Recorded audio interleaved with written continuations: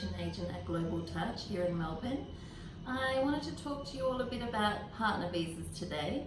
Partner visas are one of my favourite visas to help people process because every partner visa is different and I get to know a bit about the couple, which is always fun.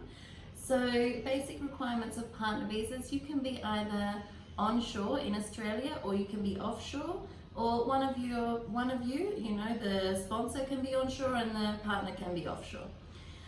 One of the absolute non-negotiable requirements is that you must have met your partner in person.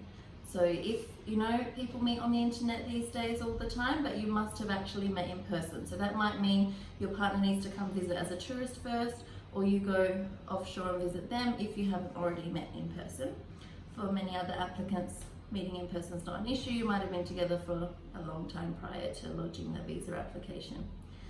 So other requirements of the partner visa, you need to provide proof of your ID, birth certificate, passport, all details of your family members, or your travel history in the last 10 years, which for some people is a lot of information to provide.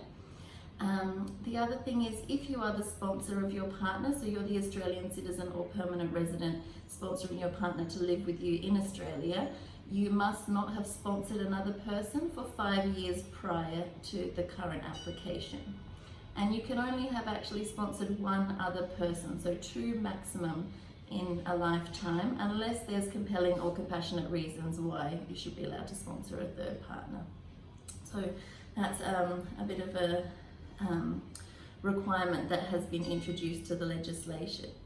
Now, as I said, all partner visas look different. So the reason that's the case is because every relationship is different.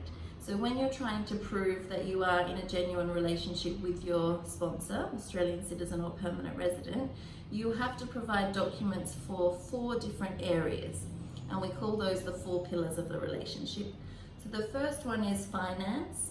So you need to show joint finances, or you need to show that you share money somehow, or one of you pays for the other one, or you've shared funds in the past, or just basically describe how your finances work as a couple. Second requirement is social aspects of the relationship. So you show that you've met each other's family, or you have friends in common, or you have similar interests. So many options for social aspects of a relationship. Third of the pillars is commitment. You have to be able to show the department that while you're in a relationship now, you are committed to staying together for the long term. This partner visa is about being with someone in the long term, and that's why you're wanting to come and live permanently with your partner in Australia. So sometimes commitment is statements, sometimes you might have kids together, you might have planned travel, all sorts of things that show a longer term commitment.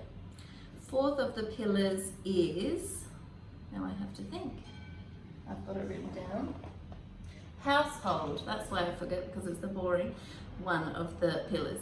So household is how you divide the household work in your relationship, which for some people, if they're not currently living together, is a bit more difficult to describe, but it's just general menial tasks: cooking, washing, paying bills, organizing holidays, all those things. Who in the relationship takes responsibility for what, and how do you divide that responsibility? Again, it's completely different for every couple, and there's no right or wrong answer. The department just want to see how it's divided in your relationship.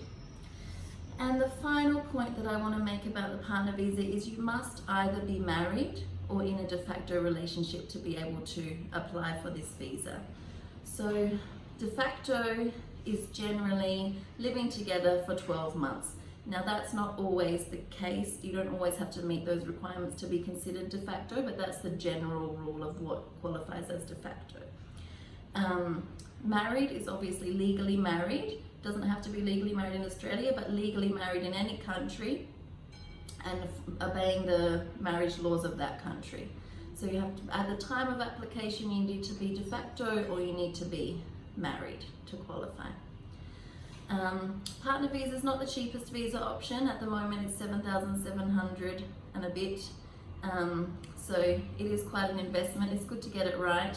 And it has quite a long waiting period, whether you're in Australia or outside Australia. It's quite a long waiting period for both, longer if you apply from inside Australia. Yeah, the only other thing to mention for partner visa is there is a visa called a prospective marriage visa, which is for people who are engaged and planning to get married. Normally, if you meet the requirements for a partner visa, there would be no reason to apply for the prospective marriage, but people often apply for prospective marriage if they can't show significant evidence of those 4 pillars that I mentioned. Again, you've got quite a long waiting period for that to be granted, and you can only apply from outside Australia. Alright, well I hope that information was a bit useful, and if you are considering lodging a partner visa, please get in touch. As I said, I do really enjoy helping people lodge them. Okay, thanks so much. Bye.